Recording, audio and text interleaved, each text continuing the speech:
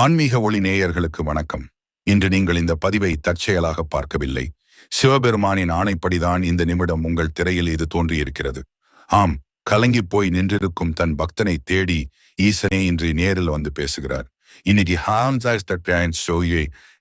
நான் சொல்லுவதை கேள், இந்த பதிவை தள்ளிவிடாதே, இது உனக்கானது என்று அவர் உங்களை நோக்கி சொல்கிறார். உங்களுக்குள் இருக்கும் அத்தனை கேள்விகளுக்கும் வழிகளுக்கும் இதோ அவரே பதில் தருகிறார். முழுமையாக கேளுங்கள். ஒரு ஊரில் சோமநாதன் என்ற சிவபக்தன் இருந்தான். அவன் வாழ்வில் அடுத்தடுத்து சோதனைகள், வறுமை, அவமானம், மனக்கவலை என அத்தனையும் அவனை சூழ்ந்து கொண்டன. ஒரு நாள் அவனால் தாங்க முடியவில்லை. நேராக சிவன் கோவிலுக்கு சென்றான். சன்னதிக்கு முன்னால் அமர்ந்து கண்ணீர் விட்டு அழுதான். இறைவா, எனக்கு ஏன் இந்த நிலைமை? எல்லாரும் என்னை ஏளனம் செய்கிறார்கள். நான் உன்னைத்தானே நம்பியிருந்தேன். எனக்கு ஒரு வழியை காட்டு என்று கதறினான். அழுது அழுது களைத்துப் போய் அங்கேயே கண்மூடி அமர்ந்தான். அப்பொழுது அவனுக்குள் ஒரு கம்பீரமான, அதே சமயம் அளவற்ற அன்பான குரல் கேட்டது. அது வேறு யாருடைய குரலும் அல்ல, சாட்சாத் அந்த பரமேஸ்வரனின் குரல். ஈசன் தன் பக்தன் சோமநாதனிடம் பேசத் தொடங்கினார்.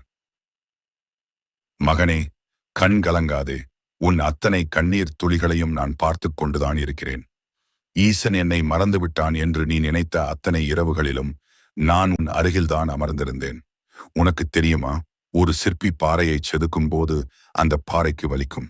ஆனால் அந்த வலியை தாங்கினால் மட்டும்தான் அது அழகான சிலையாக மாறும். இப்போது உன் வாழ்வில் நடக்கும் சோதனைகளும் அப்படித்தான்.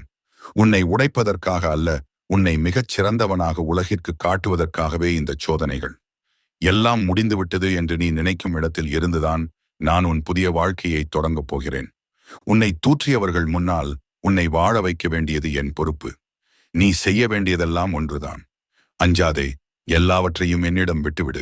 உன் பாரத்தை நான் சுமக்கிறேன். உனக்கான காலம் கனிந்து விட்டது.